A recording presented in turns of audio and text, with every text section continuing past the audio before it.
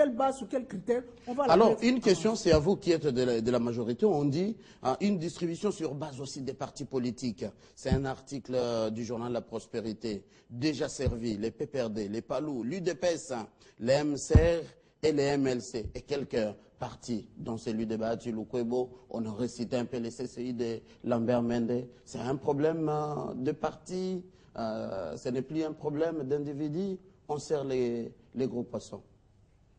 Non, je crois que Mathieu, là c'est tout à fait normal, nous sommes en démocratie. Ne vient quand même pas à la table ceux qui n'ont pas une voix. D'accord. Ça veut dire que je peux prendre un parti que je peux dénommer, je ne sais pas, MMM. Les MMM là n'ont même pas eu un seul député. Sur quelle base celui-là va venir? Quand on sait qu'au Congo, nous avons plus de 400 partis politiques, vous allez faire venir qui? Mais ce serait l'imbroglio. Donc, c'est tout à fait normal qu'on aille sur certaines bases. Ceux qui ont eu des députés, ceux qui sont au Parlement, en ce moment-là, ils ont droit au chapitre et on essaie de voir le quota par rapport à combien vous avez et essayer d'organiser le bureau de la CENI. Ça, je crois que c'est la règle la plus simple. D'accord. Alors, vous avez décrié ici que le problème, ce n'est pas un problème d'hommes, c'est vraiment un problème des lois, des structures. De quoi la nouvelle équipe sera-t-elle capable? Les défis qu'attendent ces bureaux de la CENI, Fidèle Moussango? Écoutez, Mathieu, je vais vous dire une chose. Je le répète plusieurs fois. J'ai peut-être la chance d'être né avant l'indépendance. Et mon père était policier en 59. J'ai vécu beaucoup de choses. Moi, j'ai vu Lumumba chez moi à la maison. Il venait voir mon père parce que mon père était pour le Lumumbiste. Écoutez, madame vient de toucher le fond du problème. Moi, je pose une question à partir de la loi. En vertu de quel mandat, en vertu de quel principe, la majorité se tape 6 places et dit, vous, l'opposition, 4, société civile, 3. En vertu de quoi? Pour une compétition. Ça n'a pas été contesté. Non, je parle du principe, j'ai critiqué ça au départ. Voilà, maintenant, vous allez vous prévaloir de vos propres turpitudes. Quand ça va barder, comme on dit, on a triché, il ne fallait pas y aller, la chaise vide, non. Il fallait dire non, monsieur. Puis c'est comme un match de football. Qui choisit comme arbitre? Moi, quand j'étais petit au quartier, demandez à Toussaint Lumbashi. Quand on jouait deux quartiers de Kamalonde, là, on allait chercher l'arbitre, même à Rouachi, qu'on ne connaît même pas. Parce que là, on est sûr qu'il est neutre. Mais vous n'allez pas dire, non, comme c'était match, nous avons un arbitre et 2 juges de touche, vous avez un juge de touche, un autre, et l'arbitre, bon, on va faire quitte ou double. Non. Il faut quelqu'un, quand on dit commission électorale nationale neutre. Mais si c'est maintenant, c'est PPRD. Vous croyez que moi, je suis PPRD, je vais déclarer Tshisekedi vainqueur, moi? Voilà, je suis PPRD. Je rentre au parti au PPRD, voilà, vous vous rendez compte? Au sérieux, je suis de l'UDPS et je proclame Kabila président, moi là, vous vous rendez compte? Mais c'est déjà mal parti quand c'est la loi qui est foutue. Refuse d'être dans les bureaux. La loi au départ, elle est foutue. On dit les prémices sont fausses. Et quelles sont les conclusions? Alors, il fallait partir du mot, écoutez, nous ne sommes pas. C'est pas une loi générale. Non, attention. C'est pas général, à généraliser. Nous n'avons pas encore atteint ce niveau où nous aurons des fonctionnaires du ministère de l'Intérieur qui sont spécialisés. Nous avons ici des gens formés. Le professeur Tikartiker avec les statistiques. Nous avons des gens formés pour ça. Nous avons connu des bonnes élections ici. Alors, comme on n'a pas encore atteint, c'est comme en 60, quand on n'avait pas de magistrats. On a pris tous les anciens commis de parquet, on en a fait des magistrats. Et puis on a créé l'ENDA, on a dit Tshisekedi, premier docteur en droit, forme des magistrats auxiliaires. On a eu des Kengo, des quoi. Et puis après, l'ENDA est devenu universitaire. Mais c'est magistrats. Et puis, en attendant, on a fait venir des magistrats haïtiens, n'est-ce pas, tout ça? Belges comme on appelle, haïtiens surtout, ils sont pleins ici. Et haïtiens. Alors maintenant, comme on n'a pas encore atteint ce niveau, comme nous ne nous mettons pas d'accord, la société est déchirée, on dit nous allons appeler un neutre. Appelons des Esquimaux. Et puis, quand on aura fait, parce qu'on ne veut pas les corrompre, mais si vous appelez des Rwandais, nous allons les corrompre, c'est des voisins. Vous appelez les Congolais, on a des cousins parmi eux. La femme de Sassou est congolaise et quinoise, et puis la fille de Sassou a un oncle congolais. Donc nous sommes liés par le neuf. Appelons des Esquimaux ou des Suédois, nous sommes avec des techniciens électionnels, le centre cartel, le centre ici. Oui, là on est sûr que des gens sérieux, ils vont faire du bon travail. Maintenant nous allons compétir à armes égales. Deuxième élément, nous devons cesser avec cette politique d'exclusion. Et puis cette politique de Nasaliango, Nakana, Nakamwandangianko. Ça c'est grave. Alors on a le colonel Kanyama, excusez-moi, qui est toujours chargé des sales besognes. ah bon, Toussaint, il a critiqué Raïchi, allez taper un peu Christian. On rappelle que Toussaint, on l'a tapé. Qui ça? Oh, mais c'est quel pays ça? Quand il y a intimidation, même au sein de la majorité, c'est pas propre. Au sein de la position, regardez comment il se déchire les positions. Il se déchire, à l'UDP, c'est la guerre de nerfs là-bas. Alors ça veut dire que la nation déchirée, il faut d'abord recoller les morceaux. Faire finir avec le problème. Moi, je suis même d'avis que moi, qu'on arrête ces élections. La CENI, allez, attendez. Qu'on termine d'abord le problème de l'Est.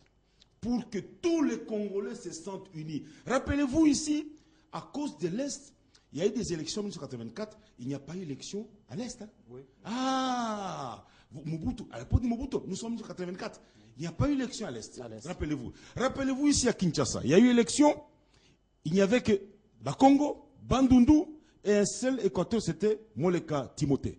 On a fait un deuxième tour pour avoir d'autres Congolais. Nous sommes à l'époque de Mobutu. Lui, il avait au moins le souci de la... Il dit, mais Kinshasa n'est pas habité par les Bakongo, les gens de Bandundu. Voilà. Il a recommencé qu'on ait un parlement. Rappelez-vous, Mobutu recourait parfois à l'équilibre sociologique pour dire attention, il faut que tout le monde se retrouve. Jusqu'au pygmée, le souci d'avoir une nation unie, que tout le monde se retrouve. Mais maintenant, aujourd'hui, vous allez voir, je dis les mots comme celui, les Katangais là. Beaucoup de Katangais, beaucoup de Maniema, très peu de Kassaïens, très peu de Bakongo, très peu de ceci. On crée une fracture sociale. Il faut d'abord en finir avec ça. On aura de bonnes élections. Parce que si on dit aujourd'hui, non, bon, prenons ce Fidèle qui parle un peu trop là. Hey, vous êtes sûr, si on me donne 5 millions, moi je ferai pire que Ngoïmlou. Pourquoi je vais... Vous croyez que moi, Fidèle, gueulard que je suis, on vous dit, il y a 5 millions là. Prenons ce Kabila président. Je vais refuser moi là. Ah non, ça c'est trop grave, Fidèle. Vous êtes appelé à diriger et vous dirigez déjà. Alors, professeur, d'accord, on y va. Il faudra quand même compléter Fidèle, parce que ce qu'il a dit, c'est quand même fondamental. Imaginez-vous, même pas imaginez-vous, la fameuse société civile, elle n'est pas neutre elle-même. C'est une société civile inféodée. Moi, je me dis même que cette société civile, la nôtre, celle du Congo, doit prendre son courage à deux mains. On dit c'est vous la majorité, vous avez piégé la majorité. Pour que la société civile ne soit même pas société civile.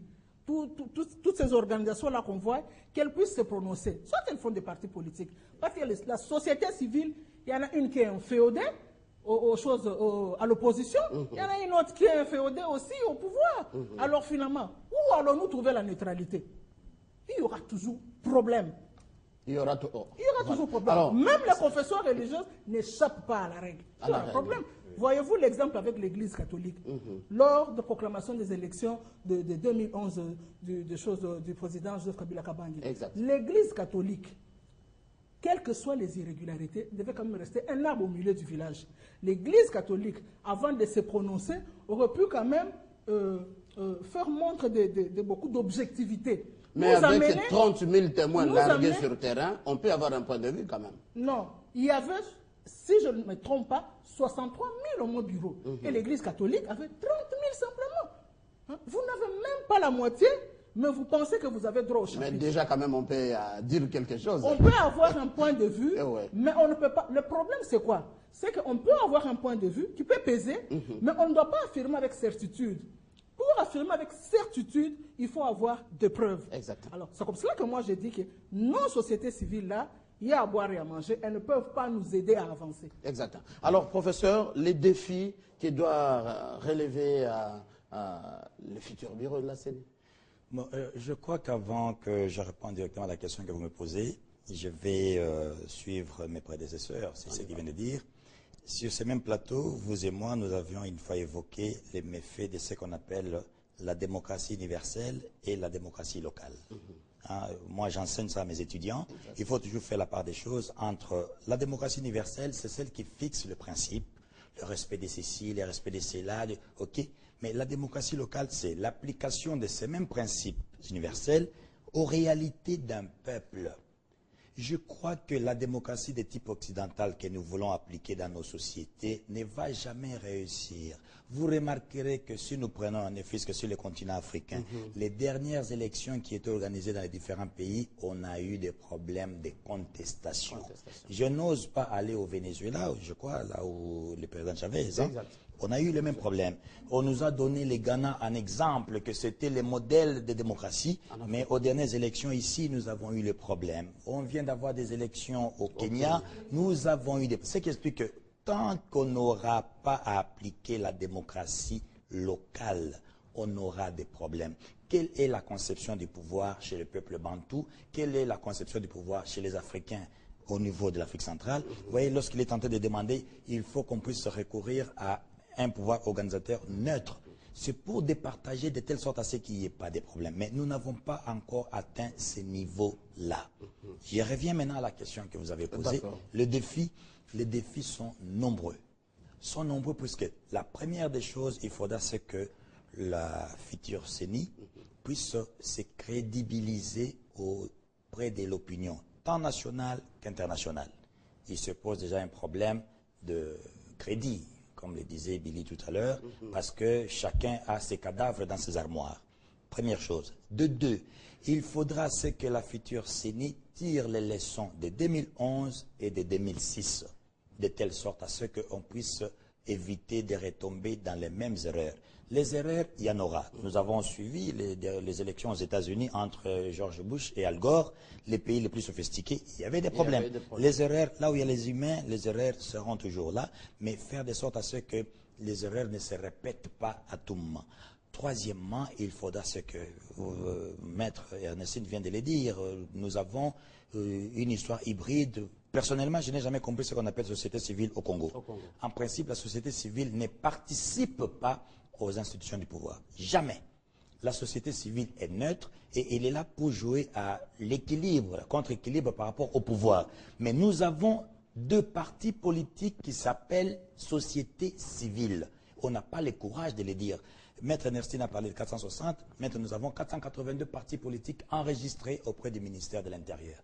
Donc, et ça compte, et oui, et c'est grave. C'est grave. Vous voyez, autour de cette table, vous avez réuni ceux de la majorité, ceux de l'opposition et la presse. Mais pour une fois, vous voyez que tous, nous avons adopté un même discours parce que nous sommes en train de voir le devenir de la situation politique de notre pays. Nous sommes en train de voir le devenir de la République démocratique du Congo. Et il vient de soulever un point très important qui doit nous interpeller. Comment est-ce que nous pouvons nous époumoner pendant que nos frères, nos sœurs, nos pères, nos tantes sont tués presque chaque jour à l'est de la République et les gens sont en train de se contenter parce qu'ils doivent occuper des fauteuils et des strapontins. C'est trop grave. Lorsqu'on a appelé à la concertation nationale, on pouvait dire, OK, la moindre des choses, avant qu'on puisse faire quoi que ce soit, terminons d'abord les problèmes qu'il y a de l'autre côté. Votre réaction à son propos quand il dit qu'il soit de l'opposition, de la majorité, la société civile, qu'il soit abbé ou pasteur, devant 5 millions de dollars, on prononcera les noms seulement qu'il faut prononcer. Bon, je ne pourrais pas me prononcer dans ce sens-là parce que je n'ai pas de preuves. Moi, j'aime bien, lorsqu'on avance un argument, il y a de preuves. Mais il a dit, il a pris le courage. Beaucoup de gens n'ont pas ce qu'il a dit. Lui, on lui présentait 5 millions de dollars et il va prononcer le nom du candidat. Ça ne l'engage que lui. Il a dit que ça l'engageait que lui. Et il nous a même rappelé, lorsqu'à Lumbashi, comment ça se faisait. Effectivement, vous remarquerez, je vais prendre aussi un exemple.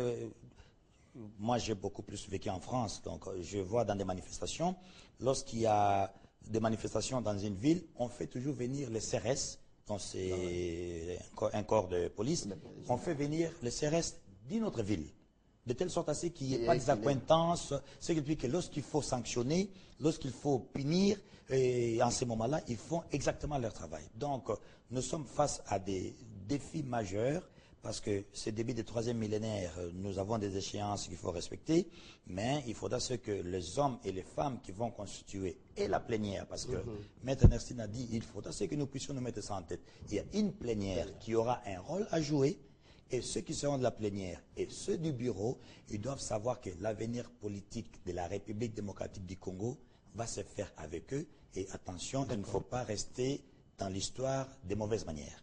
Qu'est-ce qui attend, les défis qui attendent vraiment les nouveaux bureaux de la CENI, Billy Kambale à l'UNC? On vous sent calme, c'est comme si après les refus de l'UDPS, vous avez été servi. On apprend. Non, les refus